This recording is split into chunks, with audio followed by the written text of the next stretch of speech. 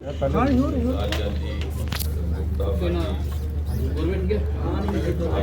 अधिकारीगण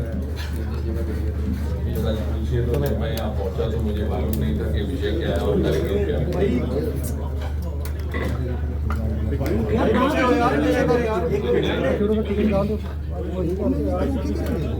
जब ये हो जाए हो गया सबका।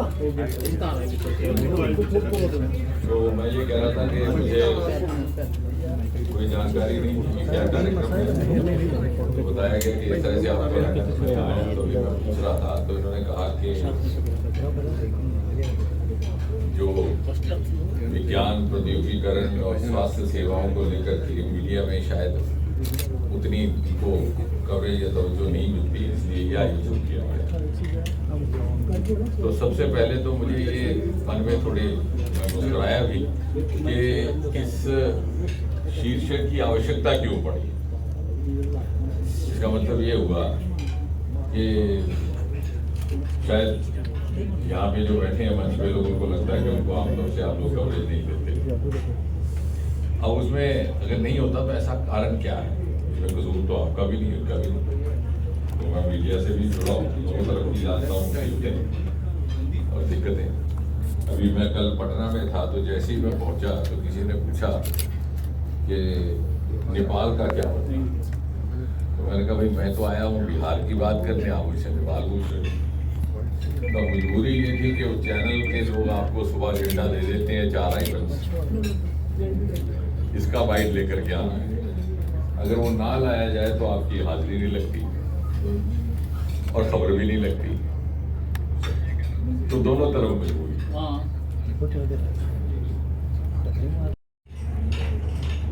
इसी तरह से अभी जो शुभांशु ऊपर गए तो उन्होंने जो प्रयोग किए हैं, मैंने उस दिन कहा भी था जिस दिन वो वापिस लौटे, मैंने कहा ये प्रयोग हिंदुस्तानी कर रहा है लेकिन the spirit is that of विश्व बंधु।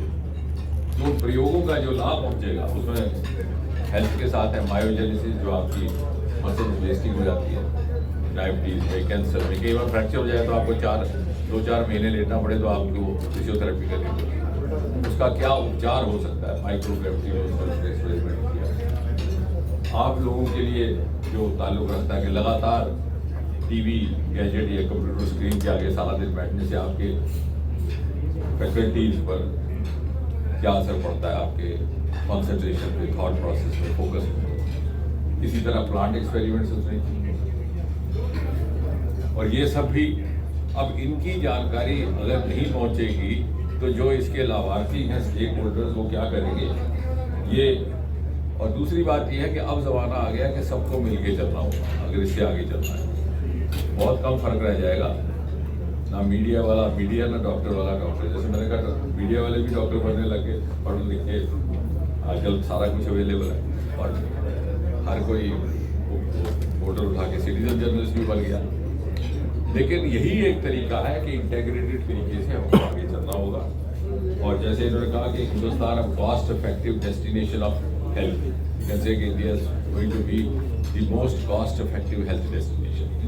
ऐसा नहीं है कि यहाँ पर कोई चीज़ फैसिलिटी उपलब्ध भी होगी और कम कीमत पर होगी, और यही कारण है कि विदेशों से लोग इलाज कर रहे हैं। तो इन सभी चीज़ों का प्रचार प्रसार अगर विदेशी मीडिया करे और हम ना करें तो हमारे लिए भी थोड़ी सी एक एम्बेरसमेंट रहेगी। इसलिए मुझे लगता है कि आज की इस गोष्ठी का महत्व था। उसके बाद मुझे बात नहीं करनी, अगर आपने कुछ करनी है तो आप कीजिए, तो मैं उसका इसी तरह से रिस्पॉन्स। जर्नलिज्म का भी कल्चर डेवलप होने लगा है धीरे धीरे, बल्कि इंग्लिस्तान में तो सेकेंड वर्ल्ड वॉर में भी हैड वॉर जर्नलिस्ट, तो काम ही ये करते। लेकिन अब मुझे खुशी है कि उस तरफ हमारा रुझान होने लगा। दूसरा क्या है कि ये जो एक मजबूरी है ब्रेकिंग न्यूज़ की, उसमें कोई ये पूछ ले कि आपने, मैं जब किसी को गाली दे दे तो फौरन खबर लग जाएगी मेरे बाहर निकलने से पहले। लेकिन अब ये जो मैडम नेहा जी ने कहा क्वांटम वांटम, ये कहीं नहीं लगेगा, क्योंकि मैं जानता हूँ आपका भी और अपना। और अगर कोई मुझे गाली दे देगा तो मेरी भी खबर लग जाएगी, क्योंकि आप मुझसे पूछने आएंगे कि आपको कैसा सकता है। तो मैंने तो कई साल पहले, क्योंकि सारे मीडिया वाले दोस्तों को पता है मेरा और सारे हमसे जुड़े भी हैं कि मैं बहुत कम उस तरह के बाइट देता हूँ, जब देना हो तो खुद ही बुलाता हूँ, तो दिल्ली में भी ऐसे ही है। तो मैंने उनसे कहा था कि ऐसा है कि अगर कोई मुझे गाली दे तो मुझे पूछने में बताना, क्योंकि मैं यही कहूँगा मुझे बहुत अच्छा लगा, वरना क्या होगा फिर उसके पास जाएंगे। और आखिरकार I don't want to be a subject of the 9 o'clock debate in the evening, इसलिए। लेकिन अब धीरे धीरे अगर साइंस के प्रति या हेल्थ लाइफ साइंसेज के प्रति मीडिया की दिलचस्पी पैदा होने लगी, तो उसके अनेकों कारण हैं। एक तो ये कि कोविड आ गया, तो कोविड के आने से क्या हुआ कि हर मीडिया एंकर डॉक्टर बन गया, और सबको लोगों को जानकारी भी थी, जिज्ञासा भी थी जानने की। तो पहली बार किसी विज्ञान संबंधी विषय को लेकर के मीडिया में कवरेज आई, क्योंकि एक राष्ट्र के जीवन में, समाज के जीवन में इस तरह के कई मरहले आते हैं, ऐसे टर्निंग पॉइंट्स आते हैं, जिससे हमारा परिप्रेक्ष्य बदलता है। दूसरा, चंद्रयान, जिसके साथ मैं भी जुड़ा था, तो एक रॉकेट का ऊपर जाना is a very romantic event. हालांकि हकीकत यह है कि स्पेस टेक्नोलॉजी का हिंदुस्तान में जितना इस्तेमाल बाकी क्षेत्रों में हो रहा है, वो शायद रॉकेट में बहुत कम स्पेस वॉयजेस तो ही हैं, लेकिन हर क्षेत्र में आज स्पेस टेक्नोलॉजी इस्तेमाल हो रहा है। Space technology has entered every Indian house hold. आप सभी स्पेस टेक्नोलॉजी का इस्तेमाल कर रहे हैं, आप क्योंकि सैटेलाइट माध्यम से चल रहे हैं। इतने सारे हिंदुस्तान के अपने डेडिकेटेड मीडिया, डेडिकेटेड सैटेलाइट्स हैं। आपके स्मार्ट सिटी प्रोग्राम्स, आपका टेलीमेडिसिन, आपका एग्रीकल्चर सेक्टर, हर कार्यक्रम में, हर जो हमारा फ्लैगशिप योजना है उसमें स्पेस टेक्नोलॉजी है। लेकिन रॉकेट का आसमान में जाना एक ऐसा दृश्य है जिससे हमें, जैसे लोगों को भी दिलचस्पी और मीडिया को भी इससे। तो मैं उस दिन कह रहा था मीडिया के कुछ मित्रों से कि thank God space has given us space in media. तो चंद्रयान के बाद लोगों को लगा कि शायद इसमें कोई दिलचस्पी है, तो क्योंकि you have to cater to the viewers, अगर व्यूअर देखना ही ना चाहे तो व्यूअर को भी दिलचस्पी है, और इसलिए अब धीरे धीरे ये हालात बदलने लगे। अब मीडिया की रिपोर्टिंग साइंस टेक्नोलॉजी को लेकर के हो, हेल्थ साइंसेज को लेकर के हो, वो सिर्फ इसलिए नहीं है कि जो यहाँ बैठे हैं उनकी पब्लिसिटी हो रही है, क्योंकि उन्होंने तो कोई इलेक्शन लड़ना नहीं है। हो सकता है राजनीति जगत से लोगों की वो इसलिए है कि समाज के वो लोग जो उसके स्टेक होल्डर्स हैं, जो उसके पोटेंशियल बेनिफिशरीज हैं, लाभार्थी हैं, उन तक सूचना पहुंचे। अब मैं बहुत उत्साहित हूँ, मैं सबको जाकर के सुना था, किसी ने कहा ना कहीं बात सुनी, ना किसी मीडिया ने खबर की। फिर एक दिन इत्तेफाक से एक फ्रेंच अखबार है, उसके दिल्ली की ब्यूरो हेड आई हुई, तो मैंने बात उनसे कहा कि मैंने कहा I believe what is highest monument is in your place? Okay, of course. So फिर मैंने you come and see we are coming out with a monument which is 35 meters high.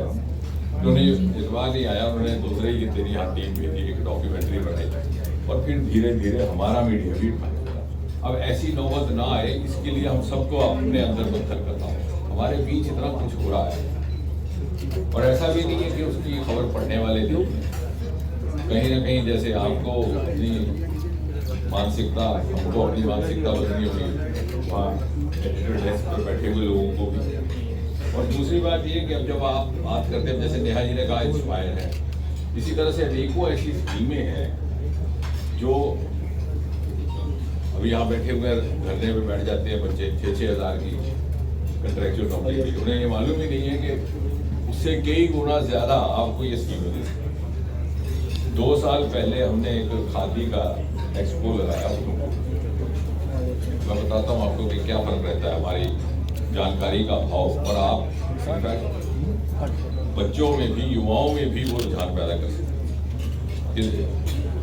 जो खादी इंडस्ट्री कॉर्पोरेशन के head है वो मुझे मिले, तो मैं बड़ा प्रभावित हूँ। उन्होंने कहा कि साहब आपको मालूम है खादी एक नया एक व्यापार का साधन बनकर के आया, इस साल 1 लाख करोड़ का टर्नओवर हुआ, और 1.5 लाख का कुत्ता बिक रहा है विदेशों में।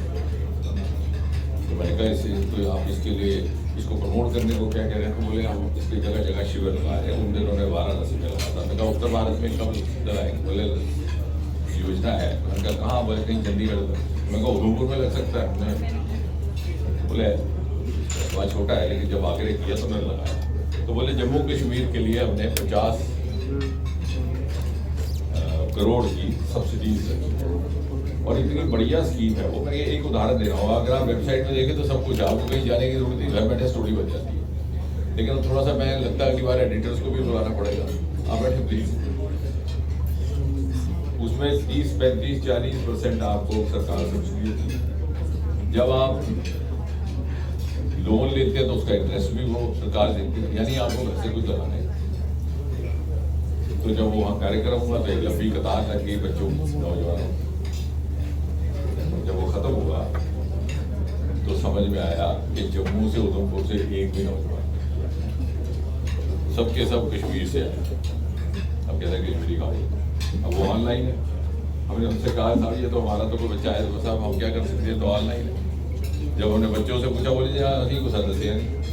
दसना क्या, इसी में सारा कुछ, जिसमें हम अपनी फोटो बदलते हैं सारा दिन, सब कुछ इसको। आज बच्चे इसी में से पढ़ाई करके IAS हो रहे हैं। और हमारे लिए भी, चाहे पत्रकारिता से जुड़े, हमारी सारी स्टोरी इसी में। वो जमाना चलता रहा कि जब, इसलिए अब जैसे अभी बात आई है स्पेस की, लाइफ साइंसेज की, डॉक्टर आशुतोष बता रहे थे। एक जमाना था हम हर क्षेत्र में 10-15 साल पीछे हुआ करते। बड़ी छोटी सी मिसाल है कि टेलीविजन, अमेरिका का जो सबसे बहुचर्चित चुनाव रहा है राष्ट्रपति का, वो था 1960 का, जिसमें एक नौजवान 42-43 साल की उम्र के खूबसूरत नौजवान जॉन कैनेडी ने एक वेटरन रिचर्ड निक्सन को जीतते जीते हरा दिया। सारी दुनिया चौंक। और कैसे हुआ कि टेलीविजन डिबेट हुई दोनों में। हमारे हिंदुस्तान में मालूम ही नहीं था कि टेलीविजन क्या डिबेट क्या है। यहाँ पहला चित्रहार वो भी दिल्ली में देखने को मिला कई साल 71-72। लेकिन आज ऐसा नहीं है। आज जैसे आशुतोष बता रहे थे, जय जी बता रही थी, आज बहुत सारे ऐसे शोबे हैं जहाँ से हम दुनिया से आगे हैं। उदाहरण के तौर पर पहला इंसान चांद की धरती पर उतरने वाला अमेरिकन था, लेकिन मैं कहता हूँ वो आगे पीछे घूम के आया, लेकिन उसे पानी नहीं दिखाई दिया। पानी के होने की संभावनाएं और उसका प्रमाण लेकर हमारा चंद्रयान है। हमारे देश में अभी हम वी आर स्टिल इवॉल्विंग। हमारा प्रजातंत्र केवल 70-80 साल पुराना है। समाज भी इवॉल्व हो रहा है, मीडिया भी इवॉल्व हो रहा है, हम सब लोग।